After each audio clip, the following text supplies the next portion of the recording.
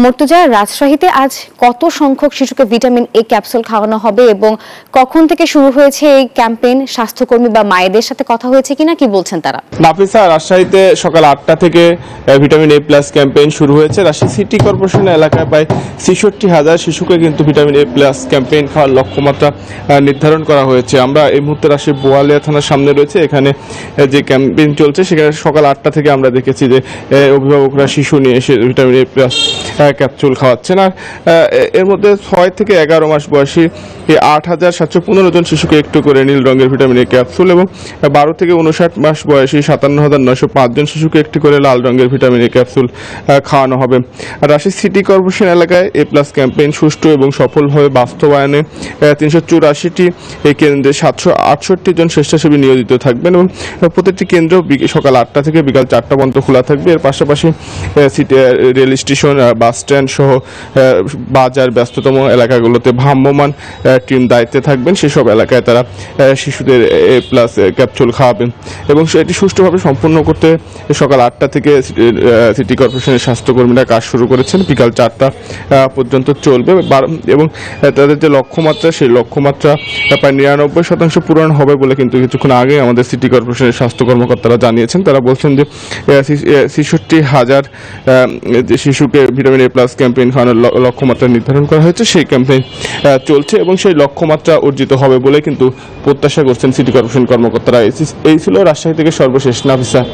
নাফিসা, আসলে সকাল 9টা থেকেই শুরু হয়েছে রংপুরে ভিটামিন এ প্লাস ক্যাম্পেইনের উদ্বোধন করেছেন। সকাল 9টায় স্থানীয় সরকার যে পরিচালক রয়েছেন আবু জাফর, এই সময় সিটি কর্পোরেশনের প্রধান নির্বাহী সহ প্রধান স্বাস্থ্য কর্মকর্তা কামরুজ্জামান ইবনে তাজ সহ অন্যান্য কর্মকর্তারা উপস্থিত রয়েছেন। আমরা দেখতে পেরেছি সকাল থেকে সিটি কর্পোরেশন রয়েছে, খণ্ড খণ্ডভাবে শিশুরা আসছেন এবং ভিটামিন এ ক্যাপসুল খাওয়াচ্ছেন। আপনি দেখতে পাচ্ছেন একজন শিশুকে খাওয়াচ্ছে। আমরা কথা বলেছি স্বাস্থ্যকর্মীদের সাথে, একজন মায়ের সাথে কথা বলার চেষ্টা করি। আপনার সাথে কথা বলতে চাই। এই যে আপনার শিশুকে এনেছেন, কেন ভিটামিন এ ক্যাপসুল খাওয়ানোর প্রয়োজনীয়তা মনে করেন? আসলে ওর শরীর স্বাস্থ্য ভালো থাকবে। আমরা তো চাই যে আমাদের বাচ্চা ভালো থাকুক, সবসময় হাসি খুশি থাকুক, কোনো অসুস্থতা না হোক, এটাই চাই আমরা। ধন্যবাদ। একজন মায়ের সাথে কথা বলছিলাম, তিনি বলছিলেন যে শিশুর সুস্থতার জন্যই কিন্তু ভিটামিন এ ক্যাপসুল খাওয়ানো হয়। একটি বিষয় বলে রাখি যে রংপুর সিটি কর্পোরেশন সহ রংপুর জেলার 8টি উপজেলায় 4,91,000 শিশুকে এবারে ভিটামিন এ প্লাস শিশু খাওয়ানো হবে। এছাড়া 2,129টি কেন্দ্রে কিন্তু এটি ভিটামিন এ প্লাস ক্যাপসুল খাওয়ানো হচ্ছে। একটু আপনার সাথে কথা বলতে চাই, সিটি কর্পোরেশনের প্রধান স্বাস্থ্য কর্মকর্তা, আপনি কত শিশুকে সিটি কর্পোরেশনে আপনারা এবং কতটি কেন্দ্রে খাওয়াবেন, একটু আমাদের সংক্ষিপ্ত আকারে বলবেন? আমাদের ধন্যবাদ। আমরা মোট 1,33,500 জন শিশুকে খাওয়াবো। এর মধ্যে 6 মাস থেকে 11 মাস বয়সী শিশু থাকবে 19,500 এবং 11 মাস থেকে 59 মাস পর্যন্ত শিশু থাকবে আপনার হলো 1,14,000।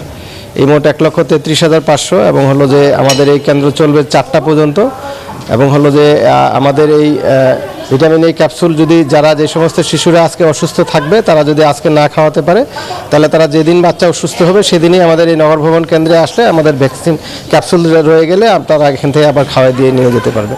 অসংখ্য ধন্যবাদ। কথা বলছিলাম সিটি কর্পোরেশনের প্রধান স্বাস্থ্য কর্মকর্তা কামরুজ্জামান ইবনে তাজের সাথে। তিনি কিন্তু বলছিলেন একটি বিষয় বলে রাখি যে একটি ভ্রাম্যমাণ টিমও কিন্তু রয়েছে, 14টি, অর্থাৎ বাস স্ট্যান্ড এবং রেল স্টেশন যেসব জায়গাগুলো রয়েছে সেই সব জায়গায় কিন্তু ভ্রাম্যমাণ স্বাস্থ্য টিমও কিন্তু এই ভিটামিন এ প্লাস ট্যাবলেট খাওয়ানোর কার্যক্রম চালিয়েছে। এছাড়া অর্থাৎ সকল কেন্দ্রতেই কিন্তু স্বাস্থ্যকর্মীরা কাজ করছে সকাল থেকেই। এখন পর্যন্ত কোনো বিশৃঙ্খল পরিস্থিতি এই ঈদে জামা জুতো অ্যাক্সেসরিজের ডিসকাউন্ট।